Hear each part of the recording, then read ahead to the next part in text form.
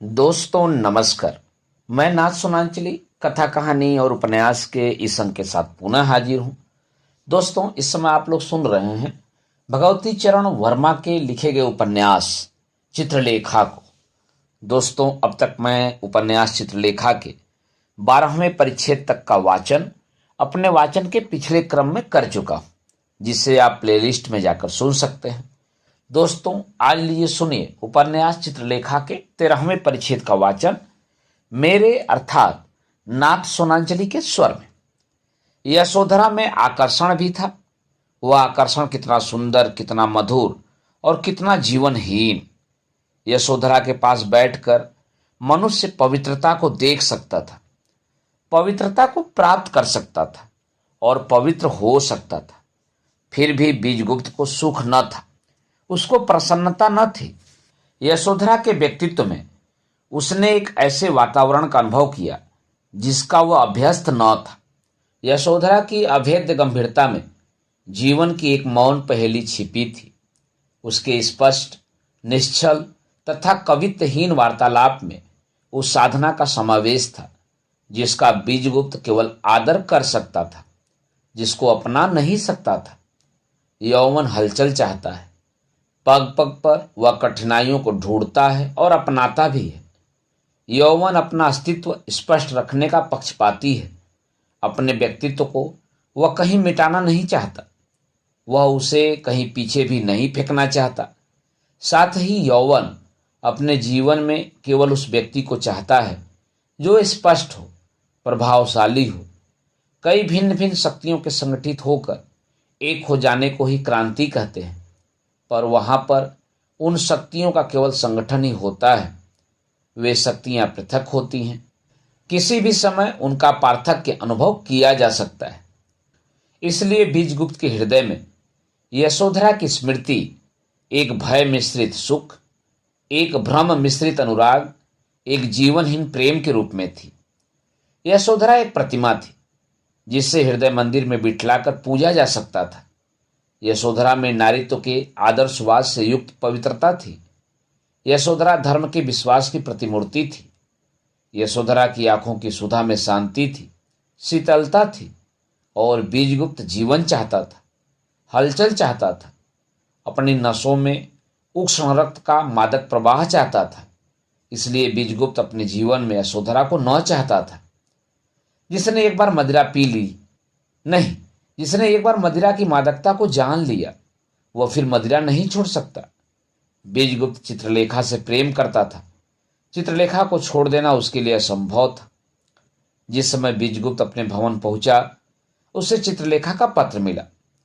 पत्र सादा था, छोटा था, पर उस छोटे से पत्र में जीवन की एक लंबी कहानी थी। मनोविज्ञान का एक संपूर्ण ग्रंथ था। पत्र इस प्रकार था: पूज्य, आज वह करने जा रही हूं जिसकी कभी आशा तक न थी। मैंने तुमसे प्रेम किया है और अब भी करती हूं। प्रेम में त्याग की आवश्यकता होती है, उसी त्याग को कर रही हूं। मैंने तुम्हारे जीवन को निरर्थक बना दिया था। एक योग्य पुरुष को मेरे प्रेम ने कर्तव्यच्युत कर दिया था, उसका प्रतिकार करने जा रही हूं। मैंने अब भोग विलास को तिलांजलि देकर संयम को अपनाना ही उचित समझा और इसलिए मैं योगी कुमारगिरी से दीक्षा ले रही हूं। तुम्हें विवाह करना ही होगा, यदि अपने लिए नहीं तो मेरे अनुरोध से। मेरे रहते हुए तुम अपना विवाह न करोगे, यह मैं जानती हूं, इसलिए तुमसे अलग होना पड़ रहा है। रही मैं विधवा थी, प्रेमवश मैं कर्तव्य भ्रष्ट हुई। एक बार फिर अपना कर्तव्य पालन करूंगी, वैधव्य के संयम का पालन करने का प्रयत्न करूंगी। तुम्हारी चित्रलेखा। बीजगुप्त ने पत्र पढ़ा। पढ़ते पढ़ते उसके हाथ कांपने लगे, उसका मुख पीला पड़ गया, उसका हृदय धड़कने लगा। उसने पत्र श्वेतांग को दे दिया और अपना मुख ढककर वह अपने शयन गृह में चला गया। जिस बात के होने का बीजगुप्त को भय था वह हो ही गई। चित्रलेखा और कुमारगिरी, कितना विचित्र योग था। बीजगुप्त कह उठा, इन दोनों का अधिक दिनों तक साथ रहना यह असंभव है। पर इससे होता क्या था? संभव अथवा असंभव, बीजगुप्त को इससे क्या प्रयोजन था? बीजगुप्त के सामने यह प्रश्न था कि चित्रलेखा कुमारगिरी की ओर क्यों आकर्षित हुई। क्या प्रेम इसी को कहते हैं? क्या आत्मा का संबंध भी अस्थायी होता है? क्या चित्रलेखा का यह वाक्य ठीक था? आत्मा का संबंध अनादि नहीं है बीजगुप्त। पर यही बात कब निश्चित थी कि चित्रलेखा ने बीजगुप्त से प्रेम करना छोड़ दिया था। पत्र तो यह न कहता था, पत्र कुछ दूसरी ही कथा कहता था। वह कहता था कि चित्रलेखा ने प्रेम के सर्वोच्च आदर्श त्याग तथा बलिदान को अपनाया है। चित्रलेखा ने बीजगुप्त को छोड़ा बीजगुप्त को सुखी बनाने के लिए। बीजगुप्त का हृदय उसके चित्रलेखा पर अविश्वास को धिक्कारने लगा। चित्रलेखा देवी थी, पर उसने भूल की, भयानक भूल की। बीजगुप्त के जीवन को सुखी न बनाकर उसने जीवन को दुखी बना दिया था। बीजगुप्त के लिए विवाह करना असंभव था। वह केवल एक स्त्री से प्रेम करता था, वह चित्रलेखा थी, और विवाह और प्रेम में गहरा संबंध है। बीजगुप्त सो न सका। वह उठा, उस समय अर्धरात्रि बीत चुकी थी। वह अपने भवन के बाहर निकला और कुमारगिरी की कुटी की ओर पैदल ही चल दिया। कुमारगिरी की कुटी में प्रकाश हो रहा था। कुमारगिरी अपने आसन पर ध्यानावस्थित बैठे थे। चित्रलेखा एक कोने में कुशासन पर पड़ी सो रही थी। बीजगुप्त ने चित्रलेखा को वैभव की चमक में देखा, शांति की छाया में नहीं। इस बार उसने नर्तकी को शांति की छाया में देखा। चित्रलेखा के शरीर पर आभूषण न थे, केसर का लेप न था, उतावलापन न था।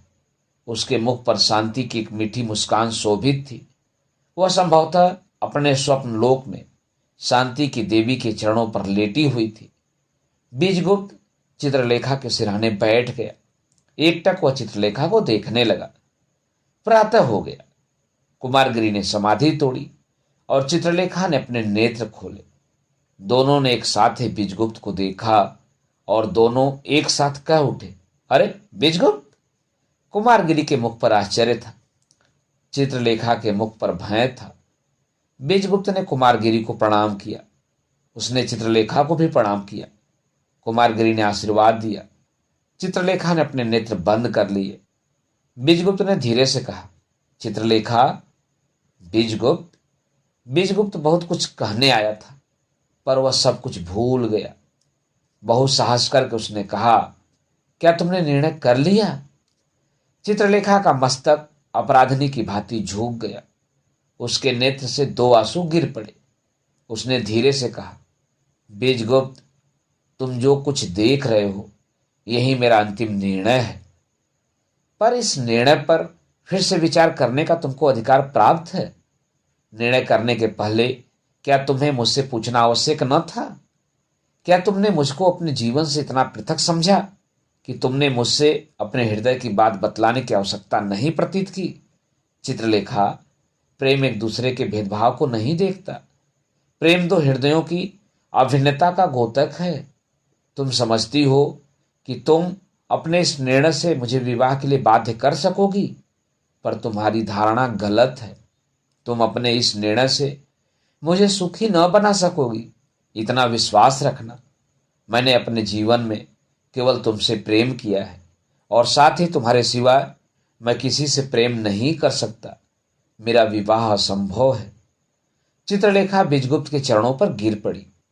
एक बार उसकी इच्छा हुई कि वह उठ खड़ी हो और बीजगुप्त के साथ चल दे, पर एकाएक वह रुक गई। वह बहुत दूर चली आई थी। उसका पीछे जाना असंभव था। बीजगुप्त के चरणों पर वह सिसक सिसक कर रोने लगी। बीजगुप्त ने उठा लिया। शांत होकर चित्रलेखा ने कहा, बीजगुप्त, तुम पूज्य हो, तुम मनुष्य नहीं देवता हो। मैं तुम्हें जानती हूं, पर साथ ही मैं यह भी जानती हूं कि मैंने तुमसे प्रेम करके तुम्हारे जीवन को निरर्थक बना दिया है। बीजगुप्त, तुम्हारा विवाह होना ही चाहिए। तुम मुझसे प्रेम करते हो। मुझे सुखी बनाना तुम्हारा कर्तव्य है। मुझे तब तक सुख न होगा जब तक कि मैं तुम्हें विवाहित न देखूंगी और तुम्हारी संतान से माता न कहलाऊंगी। तुम विवाह कर लो, और यह याद रखना बीजगुप्त, मैं तुमसे सदा प्रेम करती रहूंगी। क्या प्रेम का प्रधान अंग भोग विलास ही है? क्या बिना भोग विलास के प्रेम असंभव है? मैं तुमसे इस समय केवल शारीरिक संबंध तोड़ रही हूं। इसकी अपेक्षा हमारा आत्मिक संबंध और दृढ़ हो जाएगा। बीजगुप्त ने केवल इतना ही कहा। चित्रलेखा, फिर सोच लो, तुम मुझसे जो कुछ करने को कह रही हो वह असंभव है। चित्रलेखा ने बीजगुप्त के गले में हाथ डालते हुए कहा, बीजगुप्त, कुछ दिनों तक हम दोनों अलग रहकर देखें। शायद तुम कुछ दिनों के बाद विवाह करने को प्रस्तुत हो जाओ। क्या प्रेम में वियोग नहीं होता? उस वियोग को ही हम थोड़ा सा सहन करें। बीजगुप्त उठ खड़ा हुआ। जो कुछ कहना था वह कह चुका। मानना और न मानना तुम पर निर्भर है।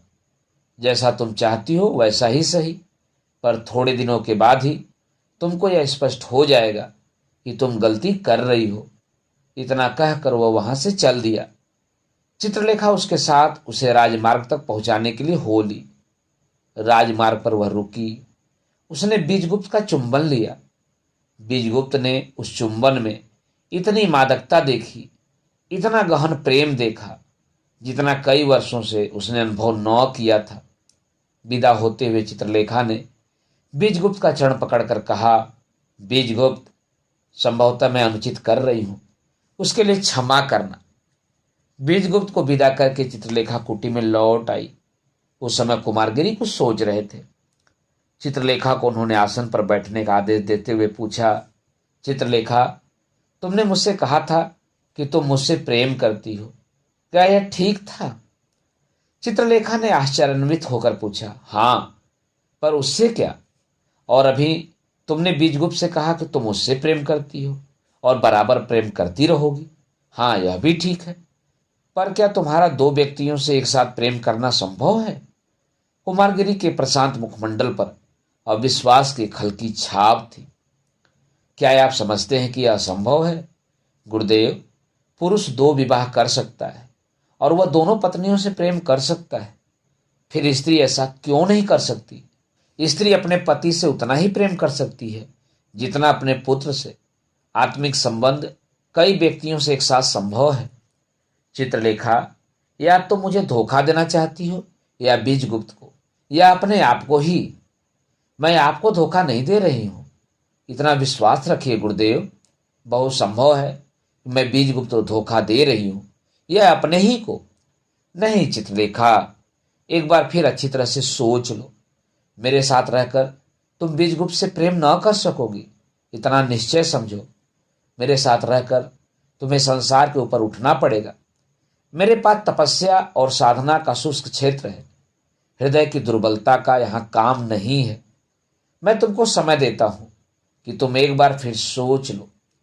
सोच लिया है गुरुदेव, अच्छी तरह से सोच लिया है। मैं जैसा तुम कहोगे वैसा ही करूंगी। तुम्हारे कहने से मैं ममत्व तक छोड़ने को तैयार हूं। संसार तो फिर भी सरल है। कुमारगिरी चित्रलेखा को समझ न सके। चित्रलेखा में एक असाधारण व्यक्तित्व था, और वह व्यक्तित्व कितना प्रभावशाली था। कुमारगिरी के हृदय में एक बार फिर यह विचार आया कि वे चित्रलेखा को दीक्षा देने से इनकार कर दें। उन्होंने चित्रलेखा से कहना आरंभ कर दिया, देवी चित्रलेखा, मैं तुम्हें समझने में असमर्थ हूं। तुम्हारा व्यक्तित्व मेरे व्यक्तित्व से नीचा नहीं है, इसलिए दीक्षा देना मुझे कहां तक उचित होगा, इसका निर्णय करना होगा। जब तक मैं इसका निर्णय न कर लूं। कुमारगिरी का वाक्य पूरा न हो पाया था कि विशाल देव ने कुटी में प्रवेश किया। विशाल देव को देखकर कुमारगिरी रुक गए, अपना वाक्य पूरा न कर सके। विशाल देव ने कुमारगिरी के चरण छुए। इसके बाद उसने चित्रलेखा को अभिवादन किया। विशाल देव इसके बाद वहां से चला गया। विशाल देव के जाने के बाद कुमारगिरी हंस पड़े। भगवान का यही आदेश मालूम होता है कि मैं तुम्हें दीक्षा दूं, तुम्हें अपने साथ रखूं और अपनी परीक्षा दूं। नर्तकी, अभी मैंने जो कुछ कहा उस पर ध्यान न देना।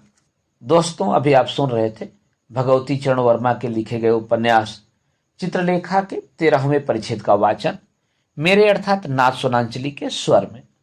दोस्तों, इस उपन्यास के आगे के परिच्छेदों का वाचन आप मेरे वाचन के अगले क्रम में सुन सकते हैं। तो जुड़े रहिए कथा कहानी और उपन्यास के साथ। धन्यवाद। नमस्कार।